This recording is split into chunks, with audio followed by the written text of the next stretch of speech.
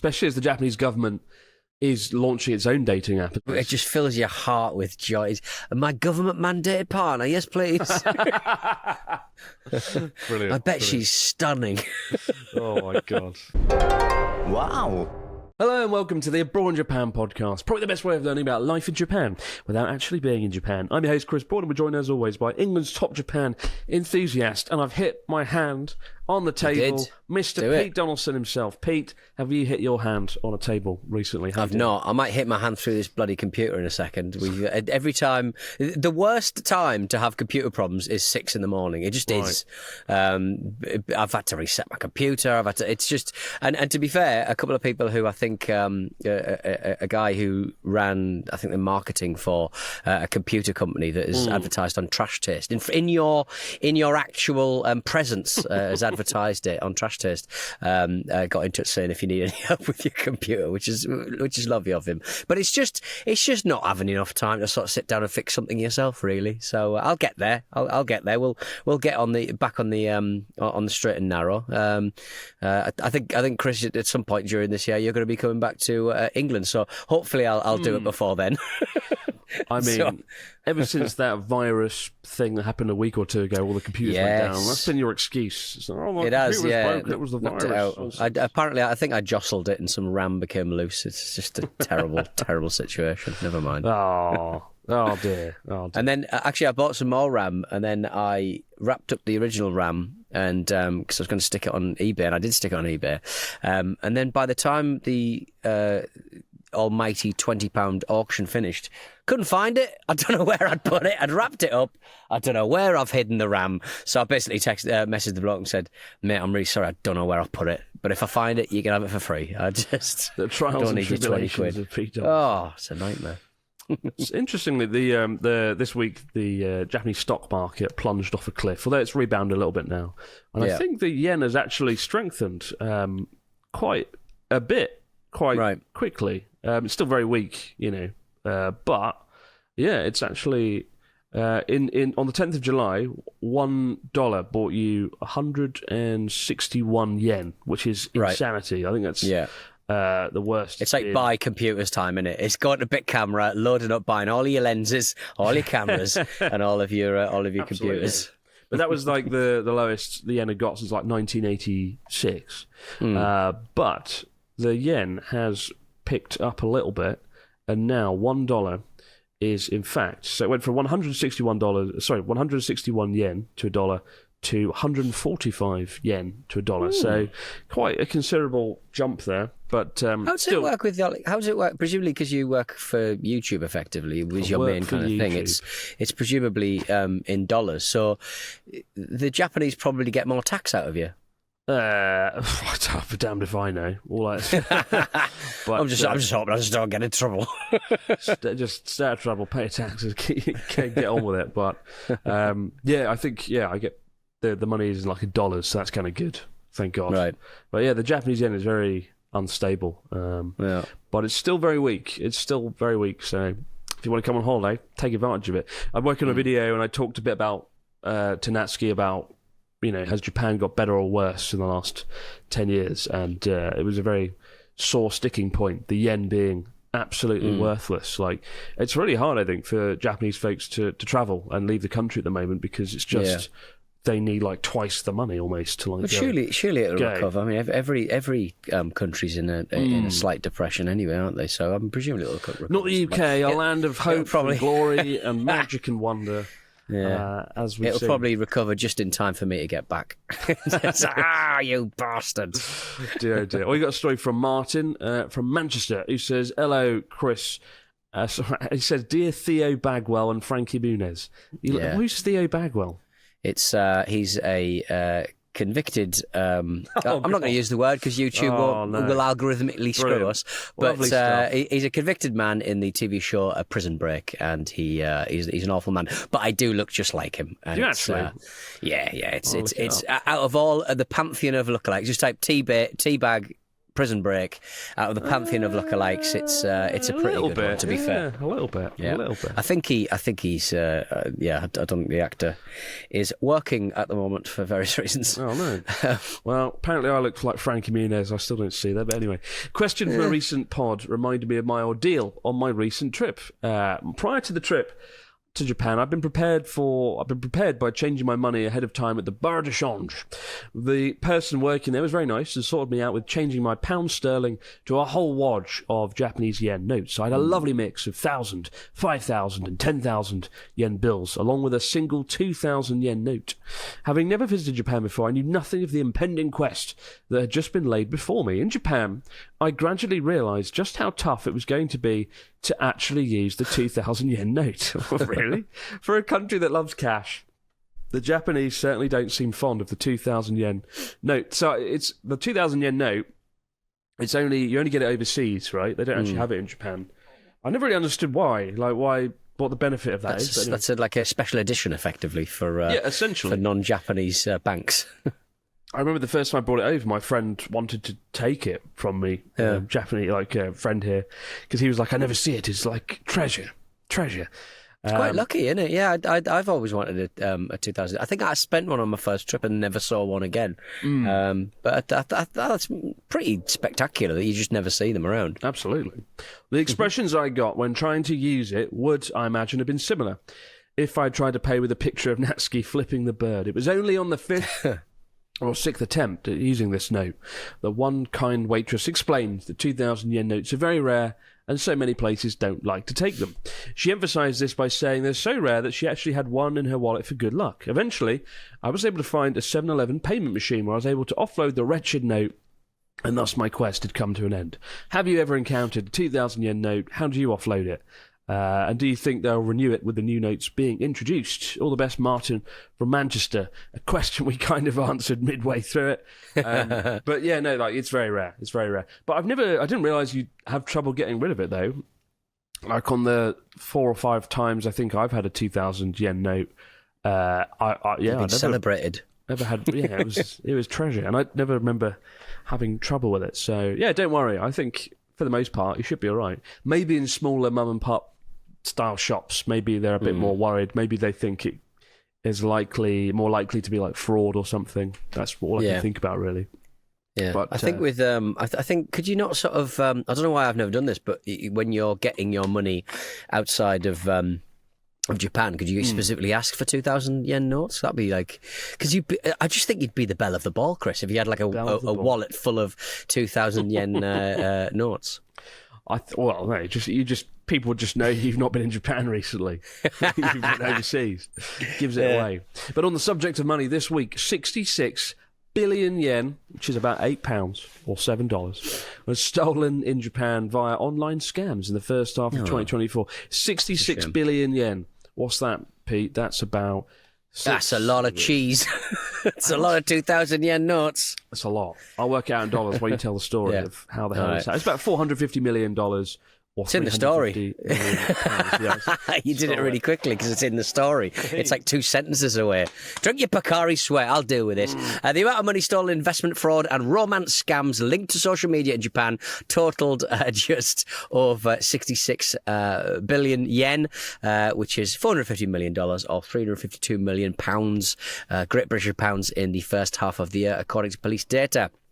There were, cracking over 3,500 social media-linked investment fraud cases in the January to June period, with the damage totalling around about 50 billion, according to the data from the National Police Agency. A lot of people, like a fair proportion of it, were all romance scams. What even is that? I don't really know. Is it like kind of like confidence tricksters? Maybe just people are just looking for love and in all the wrong places, and people are just willing to sort of take advantage of them. I'd say that like the one that you sort of see quite a lot in Britain it's always like a news story that's dressed up like it's in the Sun or the Daily Mail or something, and it'll have a picture of Richard Attenborough, and he'll be on like a sort of shiny floor Saturday night TV sort of interview show, and it'll write it as if he's come on to talk about one thing, about a new film or a new TV show that he's working on, but then he's kind of subverted it by talking about this investment opportunity. Oh my God! And Graham was shocked when they looked at at his bank account and it was filling up with money. Can you imagine, like David Attenborough going, "Yes, and I invested in Bitcoin, and look how much money's flying into my account." And Graham Norton's going, "Oh no! Oh my goodness! Oh, how exciting!" And then the BBC shut down the cameras and they went to another TV show because it's the powers that be don't want David Attenborough telling you about. Don't trust Richard Attenborough. He had an island full of dinosaurs. But don't trust him. But David Attenborough, obviously, he's very trustworthy. But they don't want you to know about it. So I think it sounds very much like a lot of these imposters used celebrity names and affectations and accounts and stuff. Noted economic analysis Takuro Morinaga, an entrepreneur Takafumi Hori, they were sort of used as kind of celebrities for investment scams, and people went, "Oh, I trust that guy."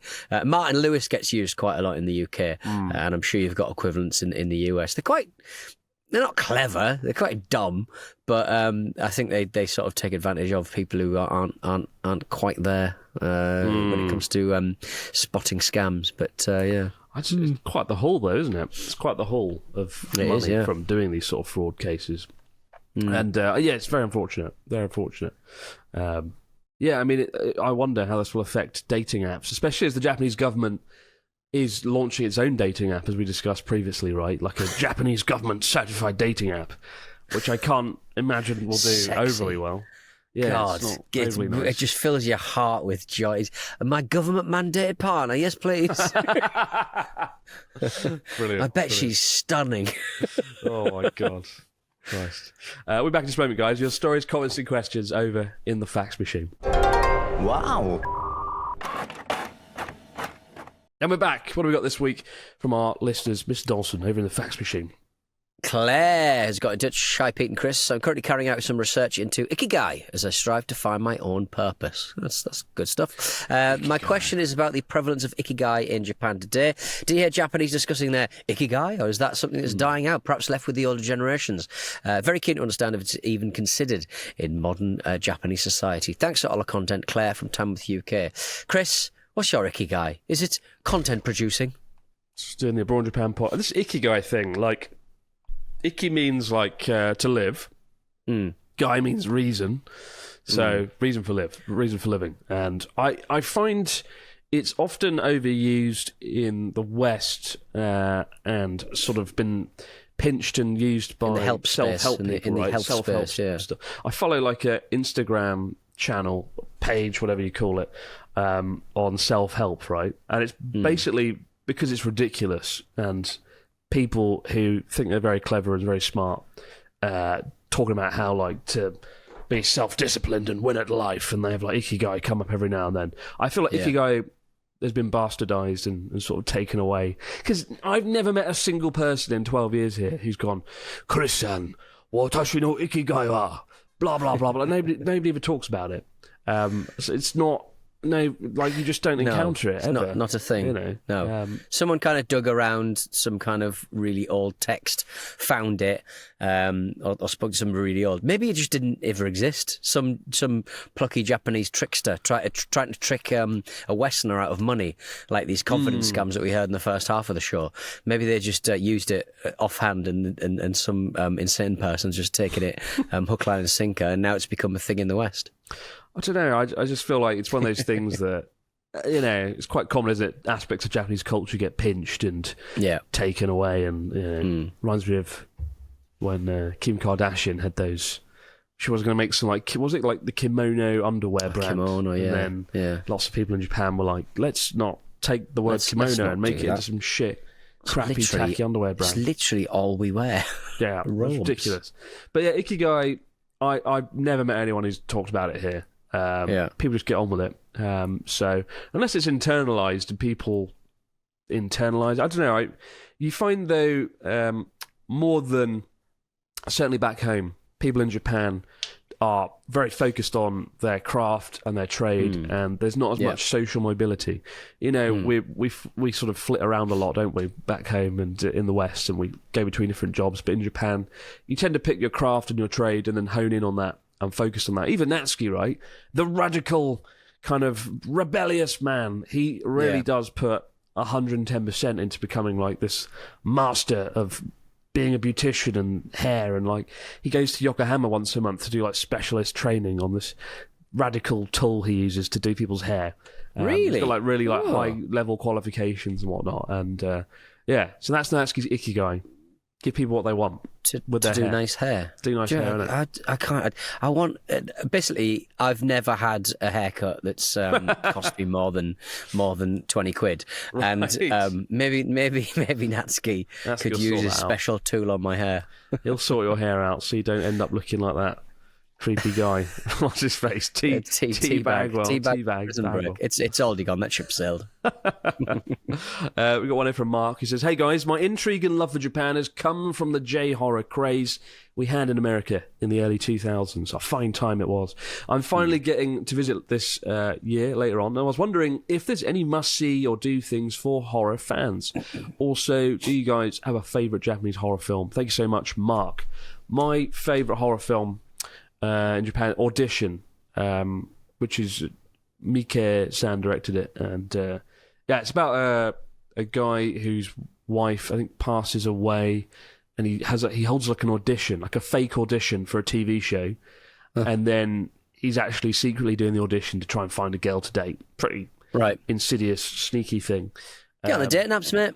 Should have gotten the Japanese government-sponsored dating app.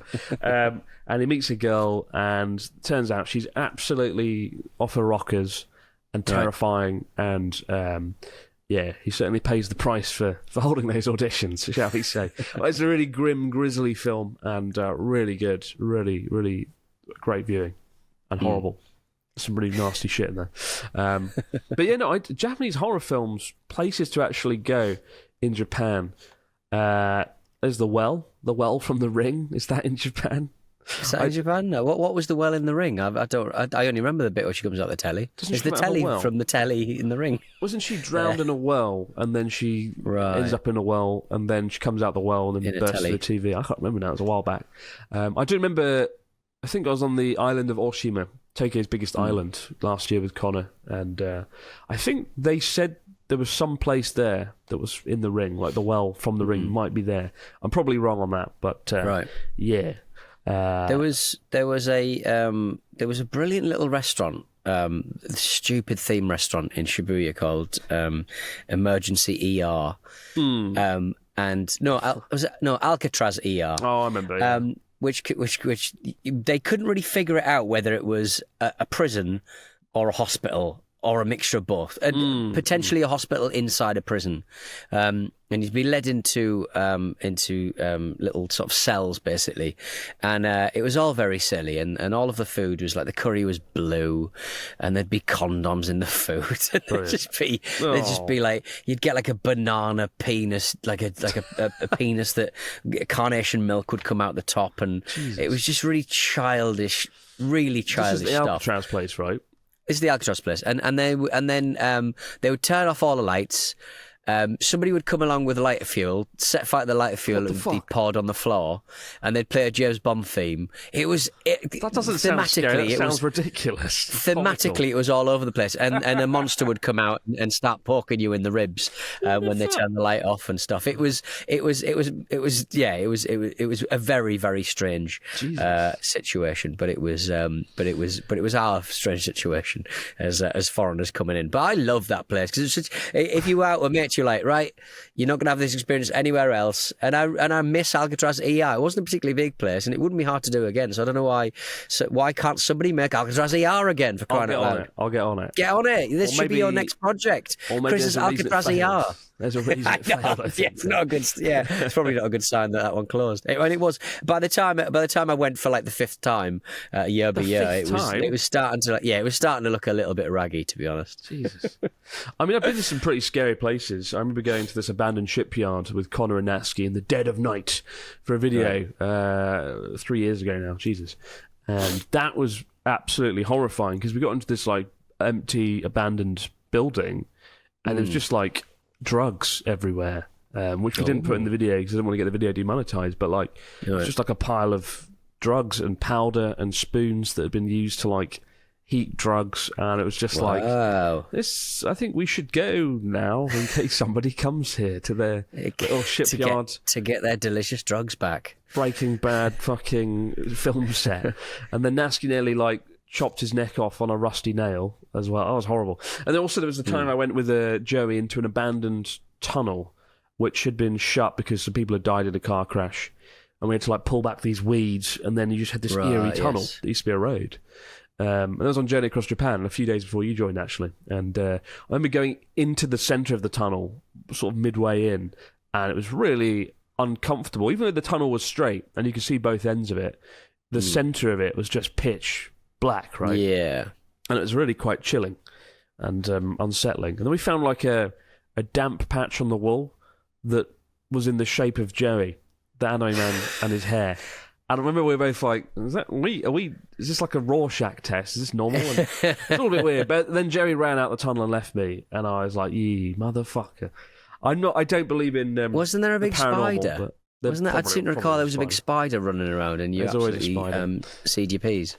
But yeah, I'm not into paranormal stuff. You know, I've stayed in the most haunted inn in Japan, which is kind of cool. If I you really want do like making those sort of videos. videos. Oh yeah, well, the spooky ones. Do they sort of do quite well? Because I imagine there's quite a lot of people who are into the spooky. I'm not, but I know. No, they don't do well. They don't do well. Really, unfortunately, like the Haunted Inn didn't do that well, and the ghosts don't watch YouTube. That's right. I guess because if you don't believe in the paranormal, it's not inherently scary, is it? It's just true. It's a real turn off for me personally. It's just two dickheads in a tunnel or two bellends in a... Although, you know, there wasn't so much paranormal with the drug den as actual very scary people probably coming back to get their drugs. If you want a two for one, they're on the Rabbit Island. There's obviously a lot of old kind of army and navy kind of World War II armaments and little rooms and sort of chambers and stuff. So if you go for the rabbits, do kind of explore the island because there's loads of different little spooky little rooms and spooky little kind of encampments that they used in the Second World War, which is just as scary. And you get to see a cute bunny. You get off the boat and it's like there's the sign, right? Two signs. It says left rabbits, right gas chamber, and it's like chemical weapons factory. And it's like, what the fuck is wrong with this island? How has this happened? And like, you know, the story of the rabbits. Nobody knows how the rabbits got there. It's like, there was like a myth. It was like the rabbits were the test subjects of the poison gas. It wasn't. It was just like a school trip. They like let some rabbits run free, and then they bred like rabbits, and that's the story of Rabbit Island. But yeah, no, I'm definitely into kind of thrilling, scary stuff. I mean, not all scary stuff is paranormal. Some of the I remember one of the most chilling places we went to was the Abandoned Love Hotel. And that did quite well, that video. And that was really quite fucked because we went in, Natsuki like saw a bat, and this was during the height of the pandemic, which, you know, people thought might have been started by bats. So there was extra dread when the bat flew past us. And then on the wall in every room, there was like a drawing of a woman who'd had her stomach cut open. It was really grim. That was quite unsettling. So, yeah, Japan has its fair share of pretty unsettling places, especially Natsuki's kitchen. You know, fucking mess in there. It's awful. It's really unsettling. Food that's been left out 3 days. Shocking.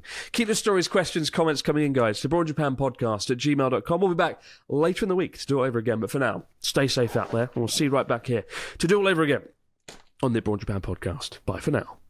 Stay spooky.